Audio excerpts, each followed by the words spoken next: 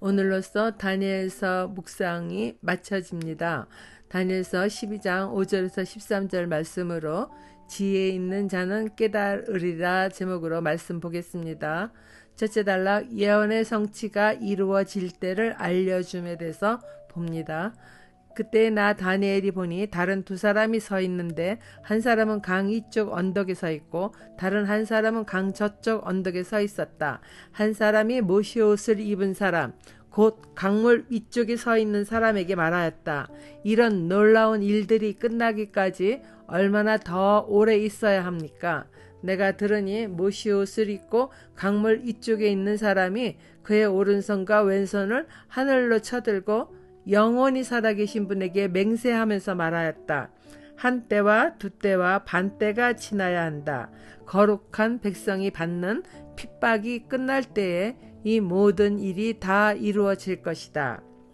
다니엘이 티그리스 강 둑에서 본 천사가 계시의 말씀을 끝내는 시점에 다니엘이 또 이렇게 보니까 두 사람이, 한 사람은 강 이쪽에 서 있고 다른 한 사람은 강 저쪽 언덕에 서 있는 것을 보게 됩니다.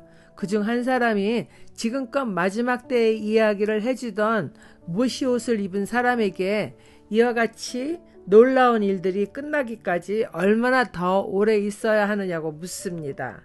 다니엘도 당연히 궁금해서 귀를 기울여 들었을 것입니다. 모시옷을 입은 사람이 그의 오른손과 왼손을 쳐들고 영원히 살아계신 분에게 맹세하면서 말합니다. 이처럼 두 손을 하늘로 높이 쳐들고 살아계신 하나님에게 맹세까지 하는 동작은 자신의 말이 확실하다는 것을 강조하는 모습이라고 봅니다. 그러면서 그는 한 때와 두 때와 반 때가 지나야 한다라고 말합니다. 거룩한 백성이 받는 핍박이 끝날 때에 이 모든 일이 다 이루어진다는 것입니다. 이러한 핍박이 1차적인 때는 안티오쿠스 에피파네스의 박해가 끝나는 것을 가리키지만은 상징적으로는 세상의 마지막 종말의 때를 말하는 것이라고 하죠. 즉 종말의 때에 있을 7년 대환란의 후반부인 3년 반을 한 때와 두 때와 반 때라고 말한 것입니다. 이 환란의 기간이 지나고 예수 그리스도의 재림이 이루어지므로 거룩한 백성이 받는 핍박이 끝나는 때라고 말합니다.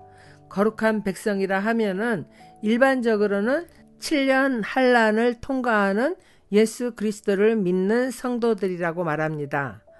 그런데 다른 한편의 해석이 있는데 그것은 진실하게 예수 그리스도를 믿은 성도들은 예수 그리스도가 재림 시에 하늘의 휴거가 되고 진실한 믿음이 없이 교회의 마당들만 밟고 다녔던 그리스도인들은 환란을 통해 정결케 되어 거룩한 성도가 된다고 말합니다. 그리고 이스라엘 사람들이 유대교를 믿으면서 예수님을 믿지 않았는데 환란의 기간 동안에 예수 그리스도를 믿고 돌아오는 자들이 많을 것이라고 합니다. 그들을 거룩한 성도라고 말합니다.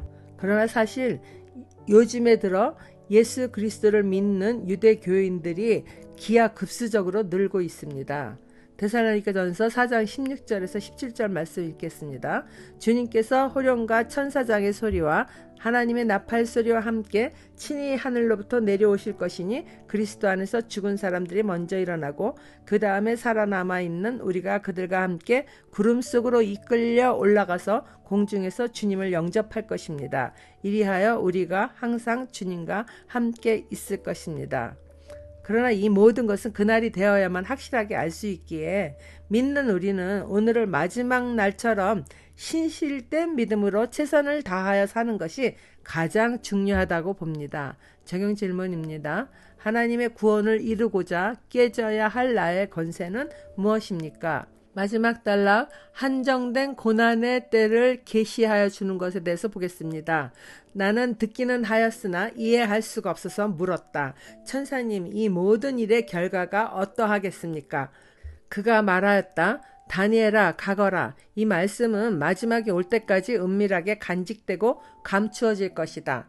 많은 사람이 깨끗해질 것이다. 그러나 악한 사람들은 이해하지 못하고 계속 악해질 것이다. 지혜 있는 사람들만이 이해할 것이다. 날마다 드리는 제사가 없어지고 혐오감을 주는 흉측한 것이 세워질 때부터 1290일이 지나갈 것이다. 1335일이 지나가기까지 기다리면서 참는 사람은 복이 있을 것이다. 너 다니엘아, 너는 끝까지 신실하여라. 너는 죽겠지만 끝날에는 내가 일어나서 내게 돌아올 보상을 받을 것이다. 다니엘은 환상 중에 앞으로 있을 일에 대한 예언의 말을 다 들었으나 온전히 알 수 없었습니다.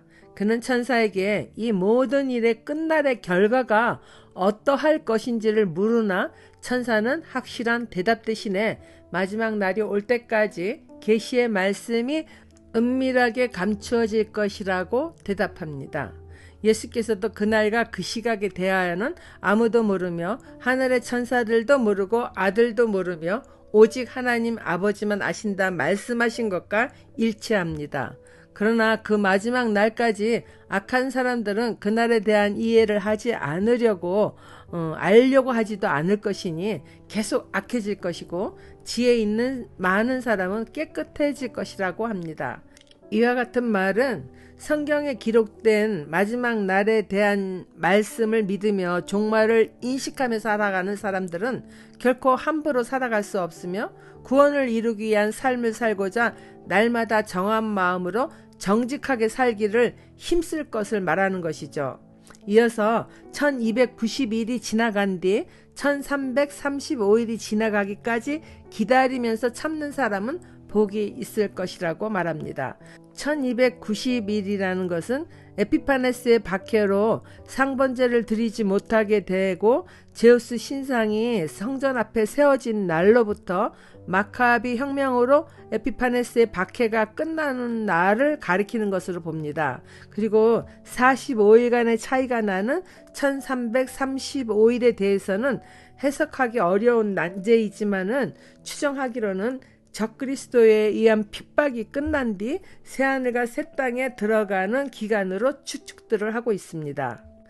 천사는 다니엘에게 끝까지 신실할 것을 당부합니다.